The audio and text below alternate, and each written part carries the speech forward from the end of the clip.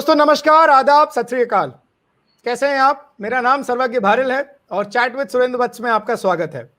एक छोटी सी शुरुआत हुई कुछ साल पहले और उस चैनल को, कुछ वीडियोस को, कुछ इंटरव्यूज को देखकर लोगों को कुछ समझ नहीं आया कि ये शुरुआत किस लिए की गई है, किसके द्वारा की गई है। कोई बहुत ज्यादा जाना पहचाना नाम नहीं था, पर उसी चैनल ने आज इतनी ऊंचाइयां हासिल कर ली कि लोग पहले समझ नहीं पा रहे थे कि ये शुरुआत किस लिए की गई है, पर अब लोग इंतजार करते हैं कि हमारा नंबर कब आएगा, वो व्यक्तित्व हमसे कब प्रश्न पूछेंगे और उस YouTube चैनल पे हमको आने का कब मौका मिलेगा।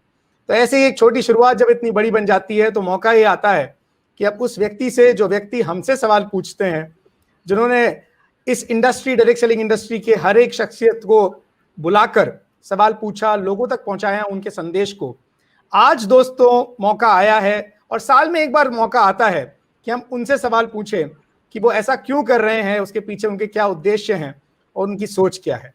जी हाँ, बिल्कुल, आज हमारे पास मौका है सिर्फ उनसे ही सवाल नहीं पूछने का, बट उनकी नेक्स्ट जनरेशन भी आज हमारे साथ है, जो शायद पहली बार उनसे भी कुछ सवाल पूछकर उनके भी विचारों को जान पाएंगे। तन मन धन से लगे हुए हैं इस इंडस्ट्री के लिए समर्पित। मैं यहाँ पर आपके समक्ष आमंत्रित कर रहा हूँ श्री सुरेंद्र वत्स जी और विशाल वत्स जी को। आइए स्वागत करते हैं। वेलकम, स्वागत है आपका सुरेंद्र जी, विशाल जी। मेरे साथ मेरा सौभाग्य है कि श्री एसपी भारिल जी, मेरे अपने पिता भी आज साथ में हैं, जो मेरे साथ सवाल पूछेंगे। हर जनरेशन अपनी जनरेशन से सवाल पूछेगी और आज हमें बहुत कुछ सीखने को, जानने को मिलेगा। तो मैं रिक्वेस्ट करूंगा पापा से कि वो इस सेशन की शुरुआत करें। पहले सवाल। Thank you so much. तो आज तो मतलब इसे मैं कह सकता हूँ कि शेर पिंजरे में आ गया, क्योंकि शेर ने न जाने कितने सारे लोगों को पिंजरे में लिया और आज मुझे मौका मिला कि मैंने शेर को पिंजरे में लाने का अवसर मुझे मिला है। Thank you so much Surendra मेरा छोटे भाई जैसा है और मैं बहुत वर्षों से सुरेंद्र को जानता हूँ, उनकी पर्सनैलिटी को जानता हूँ। इतना सॉफ्ट, इतना नरम, मुझे लगता नहीं कि कभी गुस्सा भी आता होगा सुरेंद्र को। और इतने प्यार से बात किसी से कहते हैं, सुरेंद्र के मना करने की हिम्मत ही नहीं होती। हिम्मत शब्द का प्रयोग कर रहा हूँ मैं, हिम्मत नहीं होती मना करने की कि मैं सुरेंद्र को मना कर दूं। सुरेंद्र, मैं कुछ क्वेश्चन तुमसे आज पूछना चाहता हूँ और मैं मतलब कुछ पिंच करूंगा तुम्हें कहीं कहीं, क्योंकि मैं बदला लेना चाहता हूँ आज तुमसे। ये जो सुरेंद्र सर ना, ये मौका बहुत कम चुनिंदा लोगों को देते हैं उनसे सवाल पूछने का। हाँ, तो मुझे चुनिंदा में है, इस बात की हमें बहुत खुशी है। सर, आप पहला क्वेश्चन मेरे से पूछे उससे पहले मैं बहुत आभारी हूँ सर्वज्ञ का और आपका कि आपने मुझे इस लायक समझा कि आप मेरे से प्रश्न पूछें, क्योंकि आप जैसी जो पर्सनैलिटी हैं सर, बैरिल सर, स्पेशली आपसे मैंने बहुत कुछ सीखा है। और आपने बोला कि पिंजरे में मुझे ले लिया है, तो थोड़ा सा नर्वस भी हूं मैं, लेकिन आपको देखता रहूंगा सामने स्क्रीन पे, तो मुझे एनर्जी और मोटिवेशन आता रहेगा सर। मैं बिल्कुल तैयार हूं और मुझे लगता है विशाल भी तैयार होगा। बिल्कुल बिल्कुल बिल्कुल।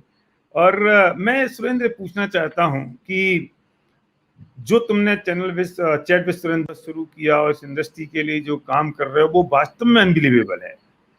इसलिए अनबिलीवेबल है क्योंकि इससे पहले किसी ने नहीं किया और ये करना आसान भी नहीं था। इसमें टाइम, मनी, एफर्ट्स, एनर्जी, बहुत सारी चीजें लगती हैं। और मैं ये भी जानता हूँ कि सुरेंद्र, तुम्हारा डायरेक्ट सेलिंग का बिजनेस बहुत बड़ा है, टीम बहुत बड़ी है, बहुत अच्छा काम कर रहे हो। तो इस इंडस्ट्री के लिए इतना काम करने के लिए ये प्रेरणा कहाँ से मिली और कैसे मिली और क्यों मिली? क्योंकि मुझे ये भी पता है कि इससे पैसे नहीं मिल रहे हैं तुम्हें, मैं भी जानता हूँ। इससे कोई कमाई नहीं हो रही, ये भी मैं जानता हूँ। लोग सोच रहे होंगे कमाई के लिए कर लिया होगा, ये भी लोग सोच रहे होंगे कि अपने नाम के लिए कर लिया होगा। इससे ज्यादा बड़ा नाम तो अपना नेटवर्क बिजनेस से हो जाता है। तो ऐसा क्या प्रेरणा का कारण था जिसने इंस्पायर किया इस बात के लिए और इस काम को करने के लिए? Thank you so much sir. ये बहुत सारे लोगों का प्रश्न अक्सर रहता है और मुझे लग रहा है कि आपके माध्यम से जो प्रश्न पूछा गया उससे बहुत सारे लोगों को जवाब मिल जाएगा। मैं सर 2001 में डायरेक्ट सेलिंग में आया और आपकी जो ऑडियो थी, यदि चूक गए तो उसने मुझे बहुत प्रेरित किया, शुरुआती दिनों में जोश भर के रखा। तो 2011 तक सर मैं बिल्कुल जैसे कूप मेंढक हम कहते हैं ना, तो कुएं का मेंढक था मैं। कुएं का मेंढक इन द सेंस कि मैं सिर्फ अपनी कंपनी के अलावा मैं डायरेक्ट सेलिंग का डी भी नहीं जानता था, बाहर कुछ नहीं जानता था मैं कि कितनी कंपनियां हैं, कौन सी हैं, क्या कर रही हैं। बिल्कुल एकदम मस्त हम लोग जा रहे थे, अच्छा बिजनेस था और ऑलमोस्ट मैं कंपनी के सबसे बड़े लेवल पे था वहां पे। तो 2011-12 में सर जब डायरेक्ट सेलिंग के लिए बहुत टफ टाइम आया जिसने पूरी इंडस्ट्री को हिला दिया था, तो उस समय हमारी कंपनी पे भी कुछ इश्यूज आए और हम लोगों ने एक बहुत लंबा आंदोलन किया 6-7 महीने तक का। उस समय थोड़ा सा हम लोग, मैं पर्सनली अगर मैं बातचीत करूं, चूंकि मैं दिल्ली में रहता था और बहुत सारी एक्टिविटीज दिल्ली में हुई, दिल्ली में हम लोगों ने रामलीला मैदान में, फिर जंतर मंतर पे धरना दिया, बहुत सारे मेंबर ऑफ पार्लियामेंट से हम लोग मिले, संसद में गए हम लोग, उनको वहां पे हमने ज्ञापन दिए मेंबर ऑफ पार्लियामेंट से, और उसके बाद फाइनली सर कंपनी स्टार्ट हो गई।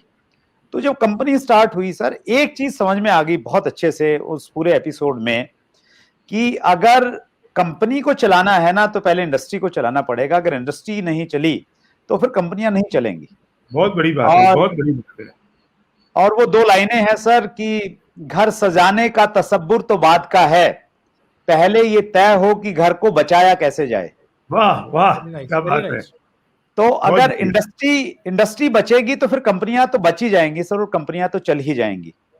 तो वो चीज कहीं ना कहीं अंदर गहरे से घर कर गई, और डायरेक्ट सेलिंग एसोसिएशंस ने उसके बाद में बहुत गंभीरता के साथ में काम करना शुरू किया, मैं ये कह सकता हूं। और मुझे मौका मिला sir DSDWA direct selling distributor welfare association का फाउंडर प्रेसिडेंट बनने का, और वो मौका भी इसलिए मिला क्योंकि हम लोगों ने एक लंबा आंदोलन किया था और उस आंदोलन की कहीं ना कहीं पूरे हिंदुस्तान में चर्चा थी। और edification make the people responsibility, आप जैसे लोगों से हमने सीखा है सर, जब आपको लोग एडिफाई करते हैं तो आप और ज्यादा रिस्पॉन्सिबल हो जाते हैं। तो जब वो जिम्मेवारी आई, उस जिम्मेवारी को निभाने के लिए हमने पूरे देश में डायरेक्ट सेलिंग के अवेयरनेस के लिए कार्यक्रम किए सर, और गवर्नमेंट से हमने बड़ा क्लोजली काम किया। मतलब वो एक ऐसा दौर था बारिल सर कि डायरेक्ट सेलिंग के बारे में कोई भी मिनिस्ट्री इसको अपनाने के लिए तैयार नहीं थी। हमने शुरुआत की थी RTI लगाने से, राइट टू इंफॉर्मेशन के तहत हमने कुछ मिनिस्ट्रीज को RTI लगाई कि भाई हमारा ये डायरेक्ट सेलिंग का मॉड्यूल है, इस प्रकार से हम लोग काम करते हैं, ऐसे पैसा बढ़ता है, तो क्या ये लीगल है या इलीगल है, ऐसे प्रश्न हमने किए, उनके गोलमोल जवाब आए। फिर हमने RTI दूसरे तरीके से लगाए कि भाई ये जो बिजनेस है मॉडल, ये कौन सी मिनिस्ट्री के तहत आता है। तो मिनिस्ट्रियां हमें गोल गोल घुमाती रही कि भाई आप इधर जाइए उधर जाइए, हमारे यहाँ पे नहीं आता। तो उन सारी प्रैक्टिसेस के बाद में फाइनली सर इंटरनेशनल कमेटी बनी, और 2016 में फिर गाइडलाइन आई। तो वो एक बड़ी प्रक्रिया रही लंबी। तो उस आपका जो प्रश्न है सर कि मैं कैसे इस इंडस्ट्री में आया, तो वो जो घटना थी सर 2011-12 की, उस घटना ने मुझे बहुत प्रेरित किया, आंदोलित किया कि इंडस्ट्री के लिए कुछ कर। और मेरा एक हमेशा से विश्वास रहा है बारिल सर कि इस इंडस्ट्री ने सब कुछ दिया है। सुरेंद्र वत्स से 500 रुपए महीना की नौकरी से उन्होंने अपना करियर स्टार्ट किया था एक प्राइवेट स्कूल में, फिर केबल ऑपरेटर का काम करते थे। तो कोई नाम नहीं, पहचान नहीं था, बहुत स्ट्रगल था लाइफ में। जो कुछ भी नाम मिला, फेम मिला, सुख सुविधाएं मिली, तो इंडस्ट्री के लिए इंडस्ट्री ने दी। तो मैं उसको इस रूप में लेता हूं कि हमारा फर्ज है कि इंडस्ट्री के लिए हम लोग कुछ काम आए। तो कहीं ना कहीं एक भावना थी, उस भावना की वजह से एसोसिएशन में काम किया, और उसी भावना की वजह से 2019 में ये चैनल स्टार्ट किया। और इसके पीछे मकसद ये था कि हम लोग इकट्ठे हों, ज्वाइंट हों एक साथ में। जैसे मैं अपनी कंपनी का कूप मैंडुक था, उसी में लगा रहता था, और कूप मैंडुक हमें बनना चाहिए। मैं ये नहीं कह रहा कि हम सब लोग बाहर आए, देखें, ताका झांकी इधर करें, मैं बिल्कुल वो नहीं चाहता। लेकिन मैंने ये कोशिश की कि हम लोग अपनी कंपनियों में फोकस रह के काम करें, लेकिन चैट विद सुरेंद्र वत्स पे आके डायरेक्ट सेलिंग इंडस्ट्री के जो टॉप अचीवर्स हैं अलग अलग एथिकल कंपनीज के, उन लोगों से हम लोग सीखें डायरेक्ट सेलिंग इंडस्ट्री में क्या हो रहा है। हम गवर्नमेंट ऑफिसर से सीखें, सरकार क्या कहती हैं वो सीखें, जो बड़े बड़े ट्रेनर्स हैं इंडिया के उनको हम लोग सुने, और डायरेक्ट सेलिंग में उनका क्या व्यू है उनको हम लोग देखें। तो ये एक छोटा सा प्रयास था सर, और प्यार मिला, व्यूवर्स का प्यार मिला। वो एक लाइन है सर कि मैं यूं ही चला था जानी बे मंजिल, मगर लोग साथ जुड़ते गए और कारवा चलता गया, कारवा बनता गया।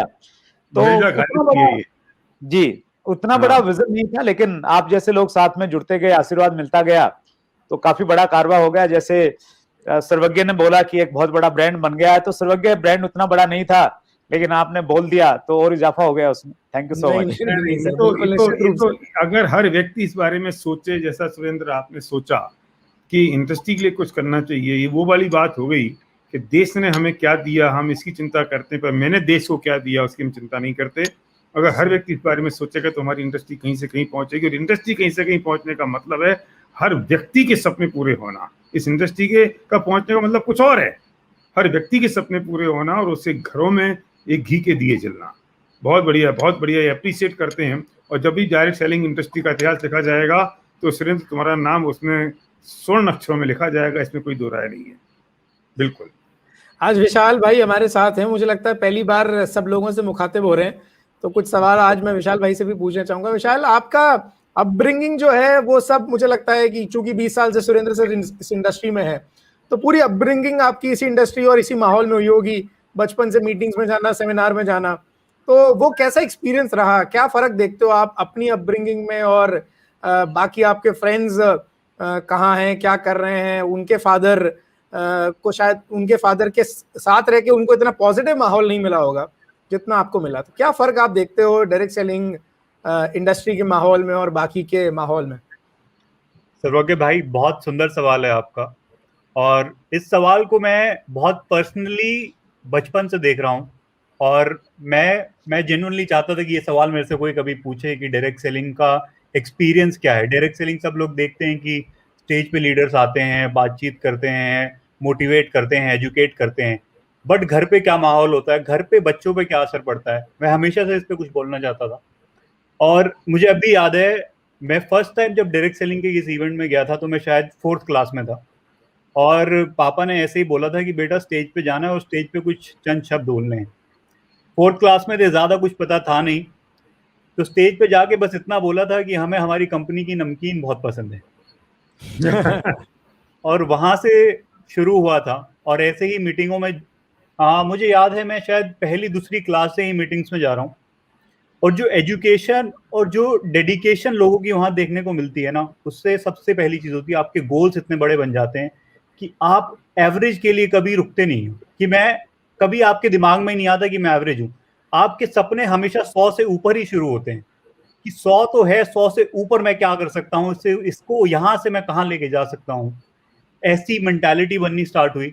और आई गेस ऐसा जो भी लोग जॉब के अंदर हैं, यहाँ पे ट्रेडिशनल बिजनेस में हैं, वो सिर्फ वहीं की वहीं सीमित रह जाते हैं कि अगर मेरा ट्रेडिशनल बिजनेस है तो मैं इसमें बस जो पापा कर रहे हैं मैं वो करता रहूंगा। But network marketing, direct selling हमें मौका देता है कि हम इसको आगे बढ़ा सकते हैं। तो यही सोच विचार स्टार्टिंग से था, और वो ग्रोथ माइंडसेट अगर किसी इंडस्ट्री ने दिया है तो वो डायरेक्ट सेलिंग इंडस्ट्री ने दिया है। मैं एक और इंसिडेंट शेयर करना चाहूंगा। मैं शायद 8th क्लास में था और मेरी पहली फ्लाइट थी, और हम श्रीनगर जा रहे थे। तो फ्लाइट वो 2-2.5 घंटे की फ्लाइट थी। तो जनरली क्या होता है, बच्चे हैं 8-9th क्लास के, कि चलो देख लेते हैं, कुछ फ़ोन में देख लेते हैं, कुछ लैपटॉप में कुछ पढ़ा होगा, कुछ कंटेंट होगा। तो मुझे याद है डैड का HP का लैपटॉप होता था उस टाइम, और मैंने लैपटॉप खोला, उसमें फोल्डर था मूवीज़, और मैं बहुत एक्साइटेड हो गया कि भाई अब 2-2.5 घंटे मेरे को मूवी देखने को मिलेगा और बिल्कुल रिलैक्स करते हुए मैं फ्लाइट का सफ़र तय करूँगा।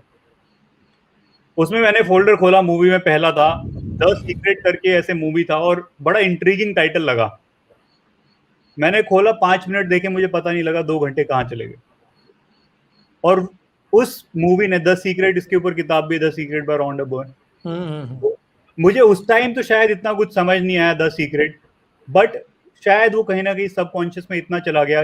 जब आप आगे पहुंच जाते तभी आप पीछे के डॉट्स कनेक्ट कर पाते हैं। तो अब मैं जब पीछे के डॉट्स कनेक्ट करता हूँ तो वो उस दिन की देखी हुई मूवी भी मेरे आगे के सपने डिसाइड कर रही है। सो आई गेस अगर वैसी चीजें सिर्फ डायरेक्ट सेलिंग इंडस्ट्री में, वैसी एजुकेशन, वैसा एनवायरनमेंट सिर्फ डायरेक्ट सेलिंग इंडस्ट्री आपको दे सकते हैं। वेरी नाइस, बिल्कुल सही है, ट्रू। बहुत बढ़िया बात कही विशाल ने। ये बहुत बड़ी जिम्मेदारी अपने पेरेंट्स की भी होती है, और हमारी जिम्मेदारी ये है कि हम कैसा एटमॉस्फेयर, कैसे संस्कार और कैसा माहौल अपने बच्चों को दे रहे हैं। अगर आप अच्छी किताबें पढ़ रहे हैं तो आपके बच्चे अच्छी किताबें पढ़ रहे हैं, अगर आप अच्छी फिल्में देख रहे हैं तो आपके बच्चे अच्छी फिल्में देख रहे हैं। अगर आप यही कर रहे हैं तो आपके बच्चे कैसे करेंगे? अगला प्रश्न मेरा सुरेंद्र तुमसे है कि भाई तुम्हारा इतना एक्सपोजर है, मैं समझता हूँ इंडस्ट्री में सबसे बड़ा एक्सपोजर सुरेंद्र वत्स का है, चाहे वो गवर्नमेंट को देख के मैं कहूँ, चाहे एसोसिएशन को देख के मैं कहूँ, चाहे लीडरशिप से, जो पूरी दुनिया भर की जो टॉप लीडरशिप के साथ जो इंटरेक्शन हुआ उससे है। आज हर डायरेक्ट सेलर या जो इंडस्ट्री में व्यक्ति है, वो और उसकी फैमिली के लोग ये जानना चाहते हैं कि हम क्या फ्यूचर देखते हैं डायरेक्ट सेलिंग इंडस्ट्री का हिंदुस्तान में। Thank you so much sir, बहुत अच्छा प्रश्न है और ये मेरा बहुत फेवरेट सब्जेक्ट है सर। बहुत सारे लोग जब प्रेजेंटेशन की बात आती है तो मेरे को ये बोलते हैं कि आप vision of direct selling in India इस पे जरूर बोलो। और वो वैसा काम हो गया मेरा सर, जैसे किसी होटल की दाल फेमस हो जाती है ना, तो फिर होटल वाला पनीर कितना बढ़िया क्यों ना बना ले, लोग कहते हैं यार दाल जरूर खानी है। तो इस पे मैं थोड़ी बातचीत करता हूँ, लेकिन बहुत एक विस्तृत सब्जेक्ट है। 2-3 चीजें मैं जरूर कहना चाहूंगा सर इस पे। देखिए, डायरेक्ट सेलिंग के जब हम इंटरनेशनल डाटाज देखते हैं, क्योंकि डायरेक्ट सेलिंग का कॉन्सेप्ट अमेरिका से स्टार्ट हुआ 1959 से, हम लोग मानते हैं इसको, तो वहां पे स्टार्ट हुआ और वहां पे जो एक्टिविटीज रही, हमारे यहाँ पे 1990s के बाद में डायरेक्ट सेलिंग आया हमारे देश में। लेकिन अगर हम अभी डाटाज को देखें तो world federation direct selling association के जो डाटाज हैं 2019 के, उनके आधार पर अगर हम देखें तो अभी हम लोग कहीं भी स्टैंड नहीं कर रहे हैं दुनिया में। मतलब हम शायद पहले 15 कंट्रीज में भी हमारा कहीं नाम नहीं है वॉल्यूम वाइज अगर हम बातचीत करें। लेकिन उन डाटाज को जब हम बहुत गहराई से देखते हैं सर, टोटल टर्नओवर था 2019 में 1,80,000 बिलियन डॉलर का, बिलियन नहीं मिलियन डॉलर का था, सॉरी। और उसमें इंडिया का जो हिस्सेदारी थी वो मात्र 2,477 मिलियन डॉलर की थी। सबसे ज्यादा था अमेरिका का 35,000 मिलियन डॉलर से ज्यादा, मतलब कोई कंपैरिजन ही नहीं है, बहुत बहुत बड़े हैं।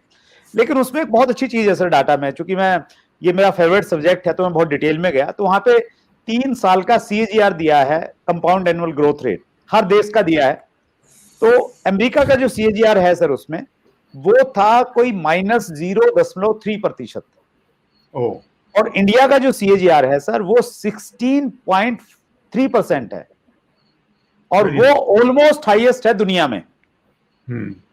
और उसकी वजह बहुत साफ है कि 2016 में गाइडलाइन आ गई।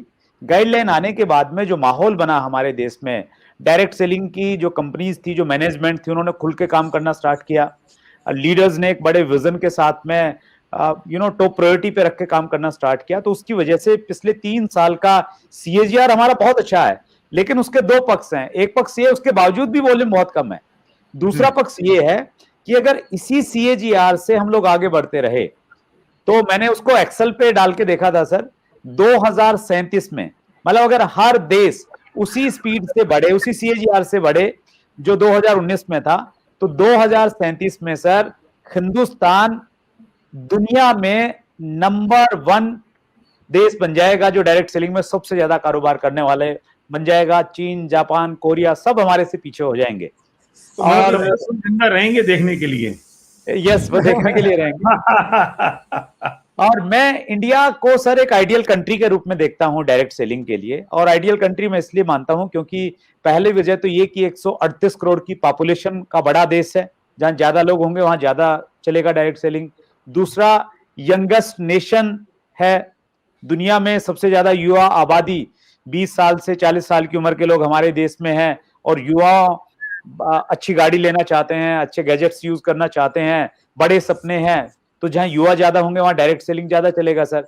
तीसरा मेरा ये मानना है सर, और शायद आप मेरी बात से सहमत होंगे, इंडिया जो है ना मोस्ट सोशली बाउंड कंट्री है। मतलब इतने रिश्तेदारियां निभाते हैं, जहां अमेरिका जैसे देशों में 10 साल में आदमी 2 पत्नी और पति बदल लेते हैं, तो वहां हम 7 पीढ़ियां निभाते हैं, इतनी रिश्तेदारियां निभाते हैं। और ये डायरेक्ट सेलिंग के लिए बहुत आइडियल इसलिए है क्योंकि लिस्ट आपकी बहुत लंबी बन जाती है, प्रोडक्ट सेल करने के लिए आपके पास में बहुत सारे लोग रहते हैं।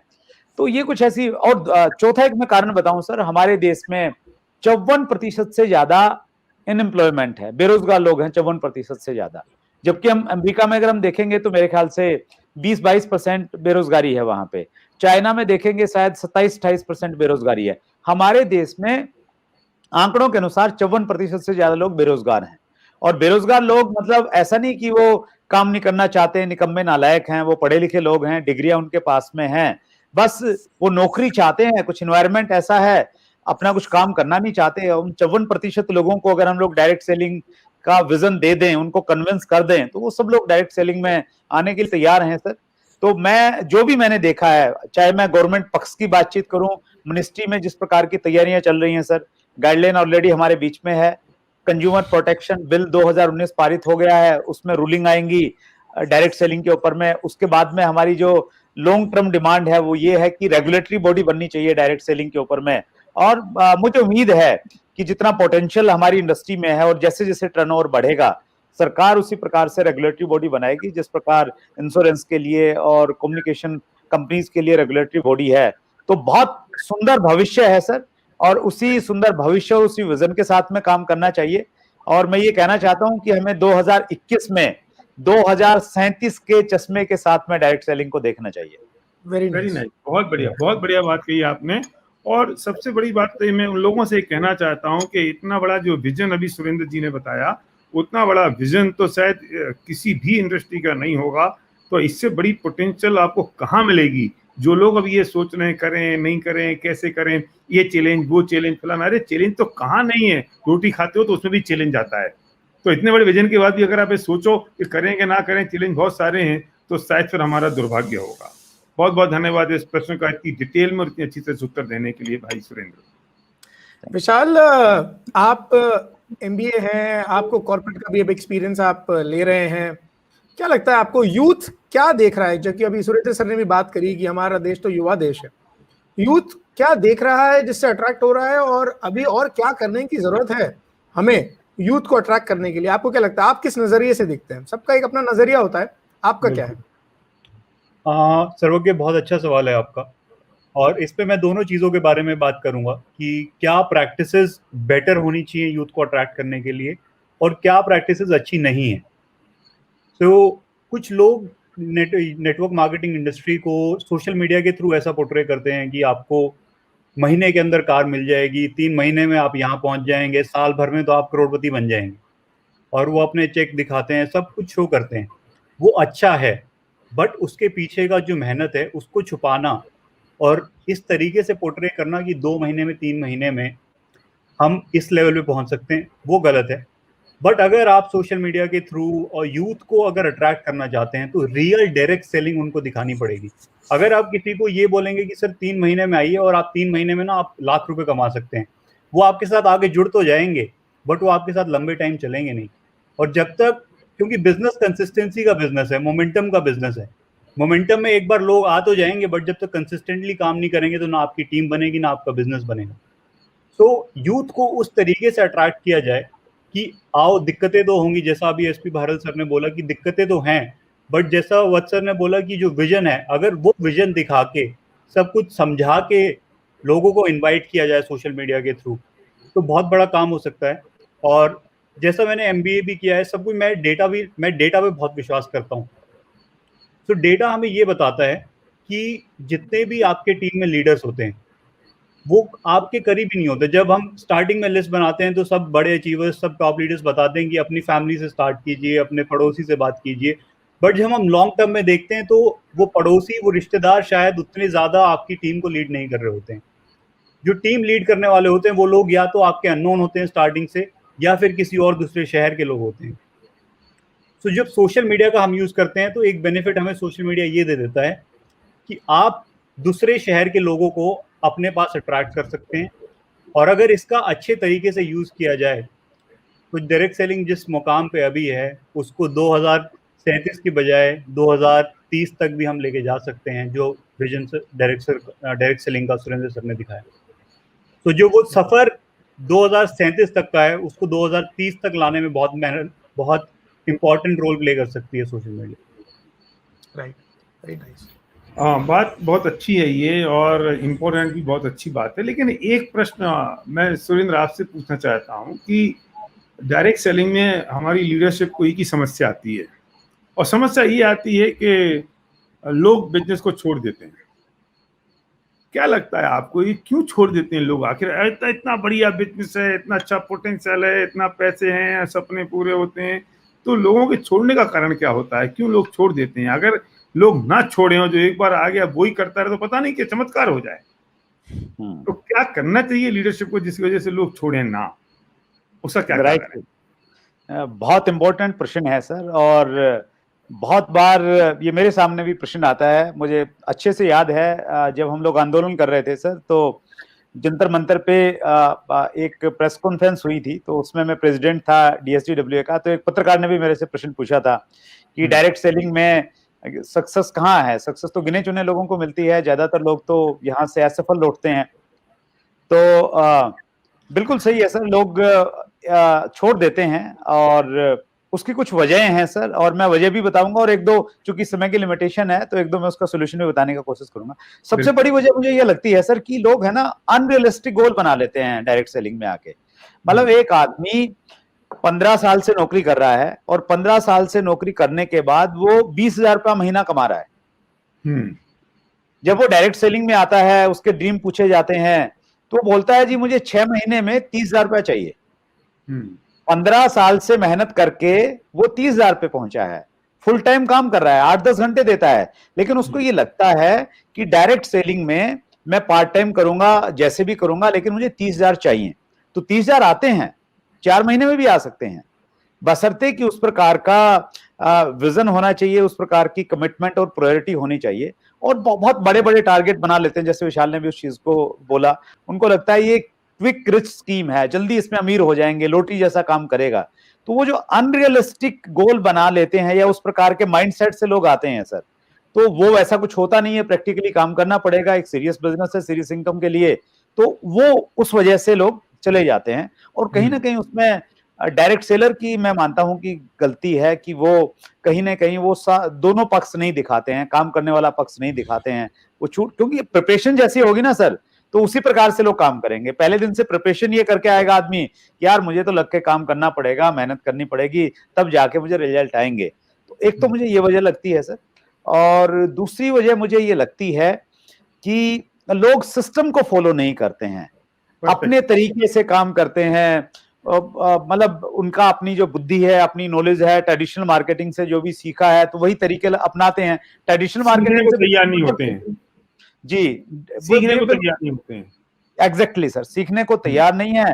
ट्रेडिशनल मार्केटिंग से बिल्कुल उल्टा वाला काम है। ट्रेडिशनल मार्केटिंग में तो पैसा तब मिलता है जब आप किसी की जेब से पैसा निकालते हैं, और डायरेक्ट सेलिंग में पैसा आपको तब मिलता है जब आप किसी की जेब में पैसा डालते हैं, टीम में पैसा जाएगा तब आपको आएगा। तो दोनों चीजें बिल्कुल अलग हैं, और वही तरीके अगर हम लोग यहाँ पे इस्तेमाल करेंगे तो वो कहीं ना कहीं काम करते नहीं है।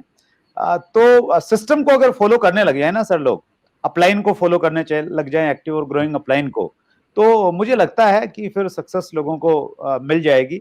और एक वजह मुझे ये भी लगती है सर, लास्ट में अगर मैं बता, पॉइंट बहुत सारे हैं इसमें, एक पॉइंट मुझे ये लगता है कि लोग है ना अच्छी कंपनी मिलने के बावजूद भी दूसरी कंपनियों की तरफ अट्रैक्ट होते रहते हैं। वो अट्रैक्शन रहता है कहीं ना कहीं उनको।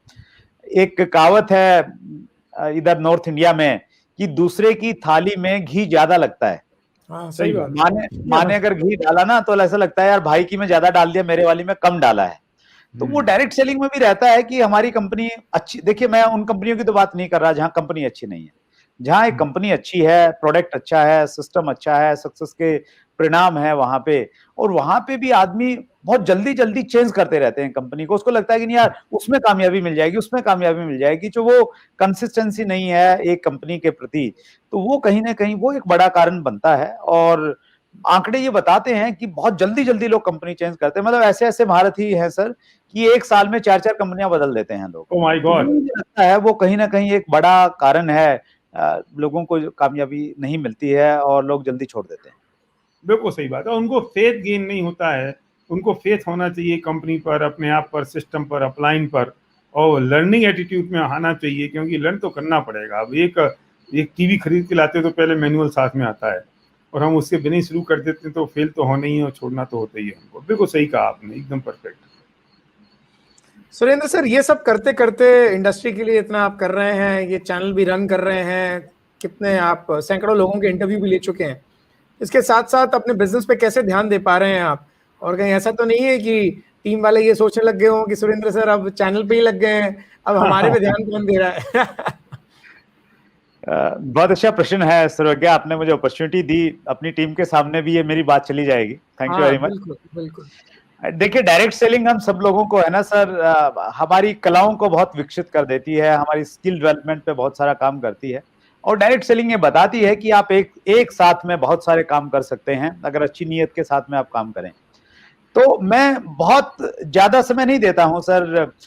चैनल की अगर हम बातचीत करें ना, तो चैनल को तो मैं बिल्कुल टाइम नहीं देता हूं। मतलब जनरली ऐसा रहता है कि जब हम लोग इंटरव्यू शूट करते हैं, स्टूडियो में जब हम लोग इंटरव्यू शूट करते हैं, तो एक दिन में सर मैं 15-15 इंटरव्यू शूट कर लेता हूं। मतलब मॉर्निंग में जाता हूं स्टूडियो में और रात तक हम लोग लगे रहते हैं। तो एक दिन में 15 इंटरव्यू का मतलब ये हुआ कि हमारा 4 महीने का कोटा पूरा एक दिन में ही हो जाता है। और पैशन है सर ये मेरा, मुझे अच्छा लगता है। लोग क्या सीखते हैं मुझे नहीं मालूम, लेकिन जिन लोगों को मैं यहाँ बुलाता हूँ, बड़ी बड़ी पर्सनैलिटीज को बुलाता हूँ, तो उनसे मुझे पर्सनली बहुत कुछ सीखने को मिलता है। और मैं यूं कहूं कि ये चैनल शुरू करने के बाद में मेरा अपना बिजनेस बहुत बढ़ गया, तो वो बिल्कुल कोई गलत बात नहीं होगी, अतिशयोक्ति नहीं होगी। मैंने बहुत ग्रो किया है, और इसलिए किया है क्योंकि मैंने सीखा बहुत कुछ। जनरली आदमी व्यूअर एक बार किसी इंटरव्यू को देखता है, लेकिन मैं 4-4 बार देखता हूँ। एक बार तो शूट करते समय देखा, फिर एडिटिंग के समय देखा, फिर बाद में एक आध बार देख लिया। तो वो 4-4 बार देखने का जो इनपुट मुझे मिलता है, तो वो कहीं ना कहीं काम करता है।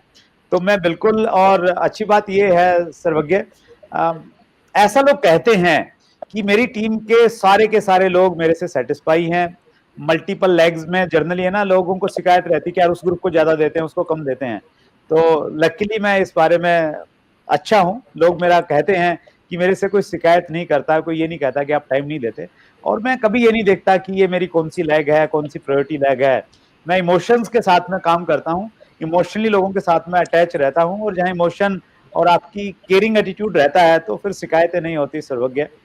और किसी की शिकायतें हैं तो मैं बिल्कुल कहना चाहूंगा वो पर्सनली मेरे से बोलें, शिकायत बताएं, मैं उनको दूर करने की कोशिश करूंगा। नहीं नहीं सर, ऐसा नहीं, आपसे तो कोई शिकायत हो ही नहीं सकती, और ये सवाल जरूरी था इसलिए मैंने किया। आप इमोशनली जुड़ते हैं, इसमें कोई दो राय नहीं है। कुछ दिन पहले जब हम दिल्ली में मिले थे, तो आप हमारी मुलाकात भली पहली थी, पर आपने यूं ही कह दिया कि देखो जब निकलोगे तो गुड़गांव से निकलोगे, कभी रुको, साथ गप्पे मारेंगे बैठ के। तो मुझे बड़ा अच्छा लगा, ये आत्मीयता लगी, अपनापन लगा। और विशाल भाई, आपको कैसा लगता है, एक सेलिब्रिटी का बेटा होने के नाते आप कैसा महसूस कर रहे हो? मुझे लगता है ये आखिरी सवाल है, क्योंकि समय हमारे पास कम है। आपने बिल्कुल सही कहा कि वो सेलिब्रिटी का बेटा होके सेलिब्रिटी वाली फीलिंग तो जरूर आती है, बट साथ साथ एक रिस्पॉन्सिबिलिटी का भाव भी होता है कि उन्होंने इतना कुछ सेटअप किया है, उन्होंने इतनी स्ट्रॉन्ग फाउंडेशन हमारे लिए सेटअप की है। सो एक रिस्पॉन्सिबिलिटी का भाव फील होता है कि इस फाउंडेशन के ऊपर जो इमारत हमने इतनी सुंदर बनानी है ना, इतनी सुंदर बनानी है, जो लोग फाउंडेशन को देख के खुश होते हैं ना कि क्या फाउंडेशन बनाई है, वो इमारत को देख के कहीं कि क्या ऊंची इमारत बनाई है, और क्या लाल किला, क्या कुतुब मीनार, क्या आपका बुर्ज खलीफा, इतनी ऊंची इमारत बनाने की रिस्पॉन्सिबिलिटी महसूस होती है। वेरी नाइस, बहुत बढ़िया, बहुत अच्छी बात है। सेकंड जनरेशन और ये सोचे कि लेगेसी कैसे आगे लेके जानी है, इससे अच्छा कुछ और नहीं हो सकता। बिल्कुल, आप बहुत अच्छा, बहुत बढ़िया। तो समय कम है, और एक अंतिम प्रश्न सुरेंद्र भाई तुमसे, क्योंकि इंडस्ट्री में बहुत सीनियर लीडर हो आप, और आपका इतना बड़ा एक्सपोजर है, इतनी सारी चीजें लोगों को सिखाई हैं, तो लीडरशिप को, सीनियर लीडरशिप को क्या संदेश देना चाहते हो? उन्हें क्या करना चाहिए और कैसे काम करना चाहिए? Thank you so much sir. क्योंकि लोग ऐसा है ना कि अपनी अपलाइन को तो यूं समझ लेते हैं, बेचारा जो समझाता है उससे तो क्यों सीखना है, तो कोई तीसरे तो सीख लेता है आदमी, ज्यादा अच्छा रहता है। मैं जो सीख तो नहीं कहूंगा देना चाहता, बच्चा अपने बाप की जगह चाचा से सीखना पसंद करता है। तो अभी आप सबके चाचा हो यहाँ पर, तो बता दो लोगों को, संदेश दे दो। मैं बिजनेस के रूप में तो नहीं कुछ देना चाहता सर, बताना चाहता कि भी बिजनेस कैसे बढ़ाना है। हाँ, इंडस्ट्री का एक रिप्रेजेंटेटिव होने के नाते मैं सीनियर लीडर से ये जरूर कहना चाहता हूं कि मैंने ऐसा सीखा कि जब हम लोग कंपनी में सीनियर हो जाते हैं ना, तो फिर हम लोग एक ग्रुप के अपलाइन नहीं रहते हैं, हम कॉमन अपलाइन बन जाते हैं। फिर हमारे लिए ग्रुप का भाव नहीं रहता, हम सबको एक जैसा ट्रीट करें, वो वाली हमारी एटीट्यूड और हमारी सोच होनी चाहिए। कोई क्रॉस लाइन का बंदा भी हमें मिलता है तो हमें उसको वैसे ट्रीटमेंट देना चाहिए जैसे हम अपनी डाउन लाइन को प्रेरित करते हैं और उस प्रकार की बातें करते हैं। तो मेरा ये मानना है कि जब कोई व्यक्ति कंपनी में बहुत सीनियर बन जाता है, तो फिर वो कंपनी का भी नहीं रहता, वो इंडस्ट्री का बन जाता है। उसको एक इस रूप में सोचना चाहिए कि भाई मैं इंडस्ट्री का, मैं सिर्फ कंपनी का नहीं हूं, मैं इंडस्ट्री का हूं, और इंडस्ट्री ने मुझे बहुत कुछ दिया है। हालांकि मैं कंपनी का बड़ा अचीवर हूं, कोई भी आदमी, लेकिन वो ये सोचे भाई इंडस्ट्री है तो ही तो कंपनी है। तो वो इस फीलिंग के साथ में काम करे कि इंडस्ट्री की बेटरमेंट के लिए मैं काम करूंगा, जहां गलत हो रहा है मैं उसको एक्सपोज करूंगा, और मैं अननेसेसरी जो अच्छी कंपनियां काम कर रही हैं उनकी टांग खिंचाई नहीं करूंगा, अच्छी कंपनियों के लोगों को मैं डिस्टर्ब नहीं करूंगा, उनको ये नहीं कहूंगा कि भाई मेरी बहुत बढ़िया है, मेरे वाली में आगे चले जाओ। तो उसका एक प्रोस्पेक्टिव ये होना चाहिए कि मैं इंडस्ट्री को रिप्रेजेंट कर रहा हूं और अच्छा माहौल बनाने के लिए मुझे काम करना चाहिए। तो मैं ये उम्मीद करता हूं, मैं देखता हूं सर कि बहुत सारे लोग हैं, बहुत बड़ा नाम है, बहुत अच्छी इनकम है, लेकिन उसके बावजूद भी उनका एटीट्यूड प्रोस्पेक्टिंग का रहता है।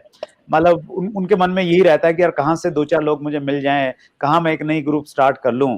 तो वो होना चाहिए, अच्छी बात है, लेकिन वो ये नहीं होना चाहिए कि किसी को लेग पुलिंग करके, या वैसा भाव मुझे लग रहा है कि नहीं होना चाहिए। फिशिंग करके नहीं हो, फिशिंग करके नहीं हो, एग्जैक्टली, बिल्कुल सही वर्ड आपने बोला सर। और बस एक भाव यही होना चाहिए सर सबका कि इंडस्ट्री के लिए हमें कुछ करने का मौका मिले, जब भी मिले, जिस रूप में भी मिले, उस रूप में हमें करना चाहिए। यही मैं कहना चाहता हूँ। बहुत सारे लोग कर भी रहे हैं सर, यहाँ भी हमारे शो पे जो भी व्यक्ति आते हैं तो उनसे मैं एक कमिटमेंट लेता हूँ कि सर हम आपसे ये चाहते हैं कि आप इस इंडस्ट्री की सेवा करें, और जब भी सेवा करने का मौका मिलेगा आप करें, और हम आपको बुलाते रहेंगे। और लोग बहुत इसको स्वीकार करते हैं सर उस भाव से, और आप जैसे जो बड़े लोग हैं ऑलरेडी वो ये काम कर ही रहे हैं सर। बिल्कुल सर, जब मौका लगेगा हम चैट विद सुरेंद्र वत्स पे आपको दोबारा बुलाएंगे। तो दोस्तों भी आपने देखा कि चैट विद सुरेंद्र वत्स पर आज हमने बुलाया था सुरेंद्र वत्स को और उनकी सेकंड जनरेशन विशाल वत्स को। तो इतना बढ़िया मौका आज आपके पास था, जिन्होंने पूरी हिंदुस्तान से प्रश्न पूछे, आज हमने उनसे प्रश्न पूछे और उन्होंने आपको उत्तर दिया। दोस्तों, सुरेंद्र वत्स इंडस्ट्री के लिए काम कर रहे हैं, इसलिए ये चैनल सबसे जबरदस्त है। यहाँ इतनी सारी बातें सीखने को मिलती है, और सबसे अच्छी बात तो ये है कि किसी एक पर्टिकुलर कंपनी के लिए बात नहीं होती, इंडस्ट्री की बात होती है, यहाँ टेक्निक की बात होती है, टेक्नोलॉजी की बात होती है। सुनो, अभी तक आपने सब्सक्राइब नहीं किया क्या? ओ माय गॉड, कब करोगे? अगर नहीं किया तुरंत कर लो, पास में वो लाल बटन होगा घंटी वाला, उसे भी दबा दो, जिसे हम कहते हैं बेल आइकन। और आपके दोस्तों ने अगर नहीं किया हो तो उसे भी करवा दो। बहुत बहुत धन्यवाद। अगर आपने अभी तक chat with Surendra Vats channel को सब्सक्राइब नहीं किया है तो अभी सब्सक्राइब करें और बेल आइकन दबाना ना भूलें, जिससे आपको आने वाली सभी वीडियोस की अपडेट सबसे पहले मिले और हमारी किसी वीडियो को मिस ना करें। वीडियो को ज्यादा से ज्यादा शेयर और लाइक करके अपना प्यार जरूर दें।